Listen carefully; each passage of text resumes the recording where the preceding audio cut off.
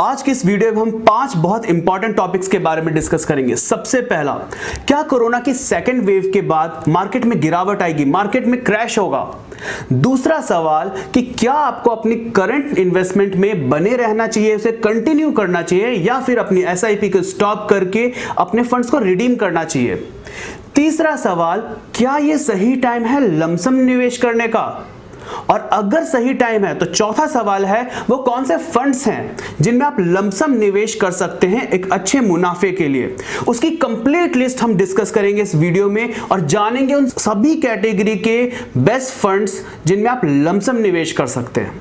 और पांचवा सबसे इंपॉर्टेंट एजेंडा है वो कौन से डिविडेंड स्टॉक्स हैं जिनमें आप इसी वीक पैसा लगा के उसमें निवेश करके, इन स्टॉक्स में निवेश करके इसी वीक डिविडेंड इनकम के रूप में एक अच्छी इनकम कमा सकते हैं। जानेंगे इन सभी सवालों के जवाब इस वीडियो में। नमस्कार दोस्तों, मैं शशिकांत स्वागत करता हूं आप सभी का टाइम टू इन्वेस्ट की इस वीडियो में। और आज की इस वीडियो में हम इन सारे सवालों के जवाब के साथ साथ एक बहुत इंपॉर्टेंट अनाउंसमेंट भी करने जा रहे हैं जो इस वीडियो के एंड में होगा, तो ध्यान से देखिएगा इस पूरी वीडियो को। तो आइए बिना देर किए शुरू करते हैं इस वीडियो को और हमारे सबसे पहले क्वेश्चन की तरफ बढ़ते हैं कि क्या कोरोना की सेकेंड वेव के बाद मार्केट में गिरावट आएगी कि नहीं।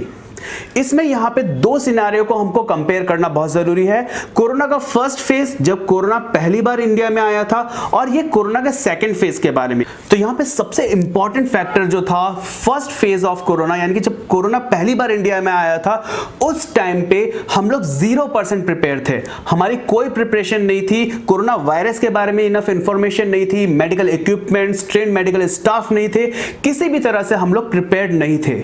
लेकिन अब सिचुएशन में काफी चेंज है। अब यहां पे कोरोना की सेकेंड वेव में हमारे पास सबसे इंपॉर्टेंट चीज जो है वो है कोरोना की vaccine. And the most important thing is we Indians are the manufacturer of this vaccine. हम केवल वैक्सीन बना रहे हैं अपने देश के लिए नहीं बल्कि पूरे वर्ल्ड में सप्लाई कर रहे हैं। तो यहां पे एक बहुत इंपॉर्टेंट हथियार है हमारे पास इस सेकेंड वेव ऑफ कोरोना से फाइट करने के अगेंस्ट। सेकेंड जो हमारे पास एडवांटेज है, इस बार हमारे पास मेडिकल इंफ्रास्ट्रक्चर है, ट्रेंड स्टाफ है और एक प्रॉपर मेडिकल ट्रीटमेंट है इस बीमारी का। तो यहां से मुझे नहीं लगता कि कोरोना बहुत ज्यादा हाइप कर पाएगा इस बार। आने वाले 2 वीक काफी क्रूशियल रहेंगे लेकिन उसके बाद रिकवरी रेट बढ़ने के चांसेस बहुत ज्यादा है इन सारे एडवांटेजेस के साथ साथ। इसके अलावा कुछ और फैक्टर्स हैं। पिछले 14 ट्रेडिंग सेशन में 9 सेशन में एफआई ने बाइंग की है, तो ये एक अच्छा साइन है। दूसरी बात यहां पे ये है कि सारे के सारे जो इकोनॉमिक इंडिकेटर्स हैं वो यहां पे फेवर में दिख रहे हैं except for the fuel price hike. और अगर टेक्निकल एनालिसिस की बात करें तो जो व्यूअर्स टेक्निकल एनालिसिस को काफी डीपली जानते हैं वो इस बात से एग्री करेंगे कि यहां पे हमारे पास जो नेक्स्ट सपोर्ट फॉर्म हो रहा है वो हो रहा है 14,300 से 14,400 के बाद। और यहां पे दूसरा सपोर्ट जो इसको इस लेवल को क्रॉस करने के बाद दूसरा सपोर्ट जो क्रिएट हो रहा है वो 14,000 से 14,100 है। और उसके बाद तीसरा सपोर्ट जो कि वर्स्ट पॉसिबल सिनेरियो में जाएगा वो है 13,600 से 13,700। मैं निफ्टी की बात कर रहा हूं यहां पे। तो यहां पे मेरे को कोई बहुत ज्यादा गिरावट आते नहीं दिख रही है। ये मेरा पर्सनल एनालिसिस है। यहां पे मेरी एजम्पशन है कि यहां से मार्केट ज्यादा नीचे नहीं जाएगा। तो नेक्स्ट क्वेश्चन की तरफ अब हम बढ़ते हैं। क्या हमारे को अपने निवेश में बने रहना चाहिए या फिर अपनी एसआईपी स्टॉप करके रिडीम करना चाहिए? तो इसका जवाब आपको मिल चुका है कि यहां से ज्यादा गिरावट नहीं आएगी। तो इस केस में मेरी रिकमेंडेशन ये रहेगी कि आप अपने निवेश को कंटिन्यू कीजिए। तीसरा सबसे इंपॉर्टेंट सवाल कि क्या हमें लमसम में निवेश करना चाहिए कि नहीं। ये एक बहुत इंपॉर्टेंट सवाल इसलिए है क्योंकि मार्केट में 2% की गिरावट आई है और मिड कैप और स्मॉल कैप में ऑलमोस्ट 3% की गिरावट आई है और सेम हालत है बैंकिंग इंडेक्स की। तो लमसम इन्वेस्टमेंट के सिनारियो में यहां पे 2 केसेस हैं हमारे पास। सबसे पहले वो इन्वेस्टर्स जिन्होंने पिछले साल में अप्रैल 2020 से लेके अक्टूबर 2020 के बीच में बाइंग की है और यहां पे उनके लिए लमसम में निवेश करना कुछ खास फायदेमंद रहेगा नहीं। लेकिन वो निवेशक जिन्होंने इसके बाद या हाल फिलहाल में निवेश किया है उनके लिए यहां पे लमसम निवेश करना काफी फायदेमंद रहेगा। तो वो निवेशक जिन्होंने पिछले 2-3 महीने में निवेश किया है या हाल फिलहाल में निवेश किया है उनके पास एक अच्छी अपॉर्चुनिटी है इस मार्केट फॉल के टाइम पे अपने कॉस्ट को एवरेज करने का। यहां पे वो लमसम में निवेश करके अपने प्राइस को और थोड़ा, अपनी एनएवी को थोड़ा और नीचे डाउन कर सकते हैं, नंबर ऑफ यूनिट्स ज्यादा ज्यादा ले सकते हैं। तो यहाँ पे उनके लिए काफी बेनिफिशियल रहेगा।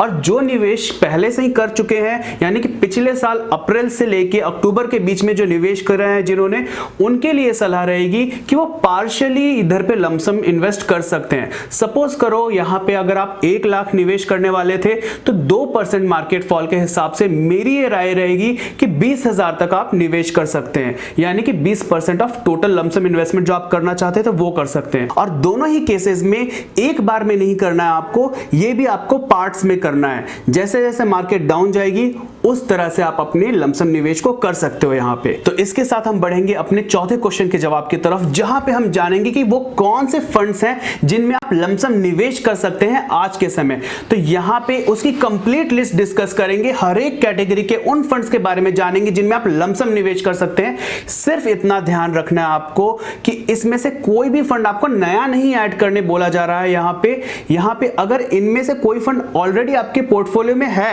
तो आप उसमें लमसम में निवेश कर सकते हैं। तो आइए कैटेगरी वाइज इन सभी फंड्स की लिस्ट को देखते हैं। सबसे पहले है लार्ज कैप में Axis blue chip fund, Mirae asset large cap fund, Canara Robeco blue chip equity fund. Next है मल्टी कैप में Quant active fund, Invesco India multi cap fund. Next है फ्लेक्सी कैप कैटेगरी में, जो कि अभी recently form हुई category है। इसमें आपको अच्छे फंड्स जो हैं जिसमें आप निवेश कर सकते हैं लमसम में, वो है Axis flexi cap fund, Parag Parikh flexi cap fund, Canara Robeco flexi cap fund, UTI flexi cap fund and Kotak flexi cap fund. Next है large and mid cap category. इसमें जो फंड्स हैं जिसमें आप निवेश कर सकते हैं लमसम में, वो हैं Axis growth opportunity fund, Kotak equity opportunity fund, Canara Robeco emerging equity fund. Next है मिड कैप कैटेगरी फंड। यहाँ पे Axis mid cap fund, Mirae asset mid cap fund, Kotak emerging equity fund, DSP mid cap fund and Invesco India mid cap fund, जिसमें आप lump sum में निवेश कर सकते हैं। नेक्स्ट है स्मॉल कैप कैटेगरी के फंड।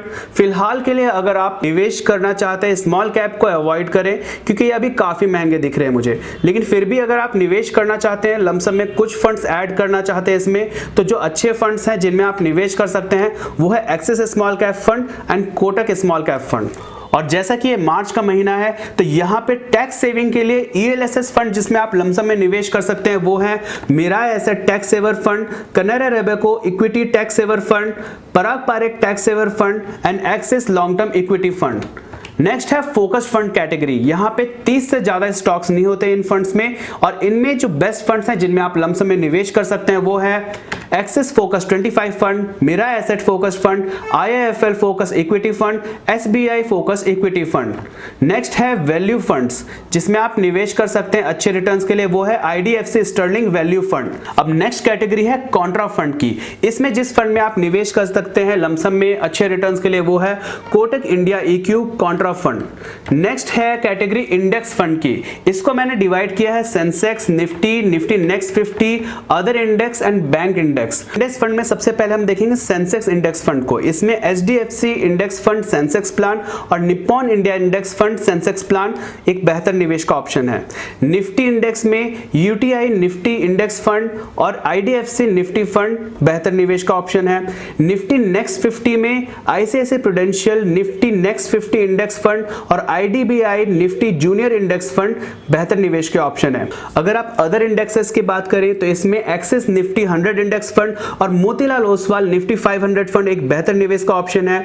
नेक्स्ट है बैंक इंडेक्स। इसमें Motilal Oswal Nifty bank index fund एक बेहतर निवेश का ऑप्शन है, और ये आने वाले कुछ समय में कम रिटर्न्स देने के इसके चांसेस हैं, लेकिन जब ये सेकंड फेज पार हो जाएगा तो फिर से काफी तेजी से ये आगे बढ़ेगा।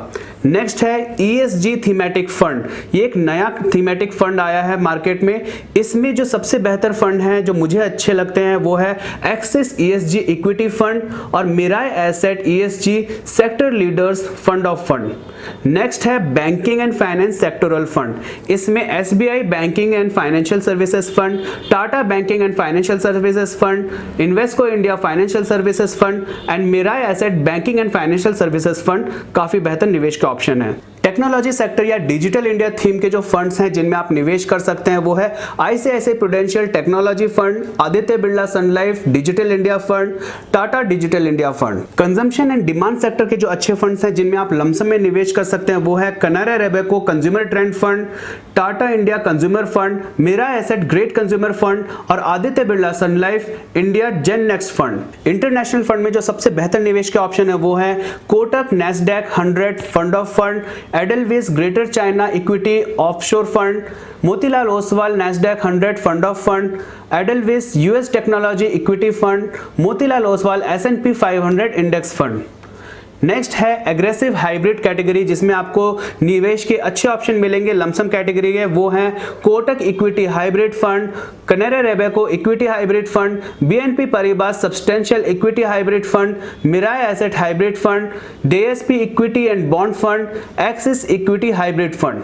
और लास्ट कैटेगरी जिसमें आप लमसम में निवेश कर सकते हैं वो है डायनामिक एसेट एलोकेशन या बैलेंस एडवांटेज फंड की कैटेगरी जिसमें आपको फंड्स मिलेंगे union balance advantage fund, Aditya Birla सन Life balance advantage fund, Edelweiss balance advantage fund और बड़ौदा डायनामिक इक्विटी फंड। ये वो सारे फंड्स हैं जिनमें आप लमसम में निवेश कर सकते हैं। आप इस वीडियो को पॉज करके या बैक जाके इस कंप्लीट लिस्ट को फिर से देख सकते हैं। और इसके साथ हम बढ़ते हैं अपने 5वें सवाल की तरफ कि वो कौन से डिविडेंड स्टॉक्स हैं जिनमें आप इसी हफ्ते निवेश करके एक अच्छा मुनाफा कमा सकते हैं, एक डिविडेंड इनकम कमा सकते हैं डिविडेंड्स के थ्रू। और इसमें आपको निवेश करना है इनकी एक्स डिविडेंड डेट से पहले, उसके बाद करेंगे या उस दिन पे करेंगे, एक्स डिविडेंड डेट के पे करेंगे तो आपको कोई डिविडेंड नहीं मिलेगा। तो यहां पे ध्यान रखिएगा कि आपको जो भी निवेश करना है वो एक्स डिविडेंड डेट से पहले करना है। ये स्टॉक्स हैं इंडियन ऑयल कॉर्पोरेशन लिमिटेड जिसका एक्स डिविडेंड डेट है 23 मार्च, यानी आपको इन्वेस्ट करना है 22 तारीख को। इसमें आपको इंटरिम डिविडेंड मिल रहा है ₹3 पर शेयर, यानी कि हर एक शेयर पे 3 रुपए।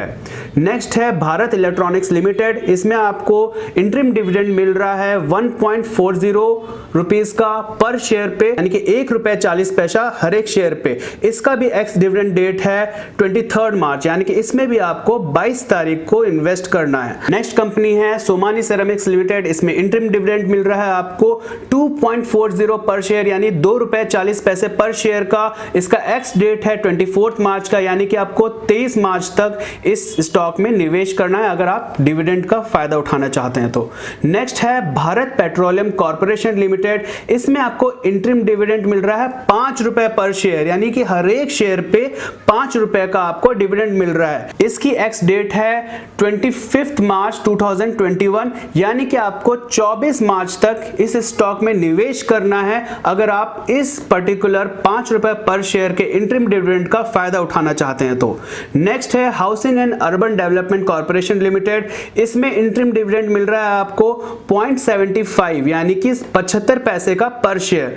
यहां पे इसकी एक्स डेट है 25 मार्च। और इन डिविडेंड स्टॉक्स के साथ हमारे ये 5 टॉपिक कवर होते हैं। और इसके साथ हम बढ़ते हैं हमारे लास्ट पॉइंट की तरफ जहां पे हम एक बहुत इंपॉर्टेंट अनाउंसमेंट करने जा रहे हैं, और वो ये कि मेरे व्यूअर्स के लिए जो म्यूचुअल फंड्स को सीखना चाहते हैं, जो म्यूचुअल फंड में खुद से निवेश करने के लिए कैपेबल होना चाहते हैं, उनके लिए एक complete mutual fund course launch करने जा रहा है टाइम टू इन्वेस्ट इस संडे से हमारे ही यूट्यूब चैनल पे फ्री ऑफ कॉस्ट, जिसमें आपको कुछ पैसे नहीं देने हैं। हमारे ही चैनल पे बस आपको केवल इतना काम करना है कि इस चैनल को सब्सक्राइब करना है और बेल नोटिफिकेशन प्रेस करना है ताकि हमारे आने वाले इस कोर्स की नोटिफिकेशन आपको मिल सके। दोस्तों, उम्मीद है कि ये वीडियो आपको पसंद आया होगा।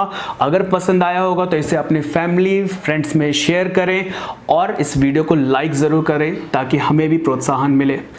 और अगर आपके म्यूचुअल फंड से रिलेटेड कोई भी डाउट है तो उसे क्लियर करने के लिए एक और ऑप्शन आपके पास है, वो है हमारी म्यूचुअल फंड ईयर बुक, जिसे आप ऑनलाइन ले सकते हैं अमेजन और फ्लिपकार्ट से। और इसमें आपके म्यूचुअल फंड से रिलेटेड सारे क्वेश्चन, ऑलमोस्ट सारे क्वेश्चन की क्या स्ट्रेटेजी होनी चाहिए, किस तरह के फंड में आपको इन्वेस्ट करना चाहिए, किसको इन्वेस्ट करना चाहिए, किसको नहीं इन्वेस्ट करना चाहिए, इस सारी डिटेल्स इसके अंदर मेंशन है इन डिटेल। आप लोगों ने अपना कीमती समय दिया, उसके लिए बहुत बहुत शुक्रिया। आगे भी मैं ऐसे वीडियोस आप लोगों के लिए लेते आऊंगा और रिसर्च बेस्ड वीडियो इन्वेस्टमेंट के ऊपर, म्यूचुअल फंड्स के ऊपर। तब तक के लिए अपना ख्याल रखें। Thank you so much. Thanks for watching.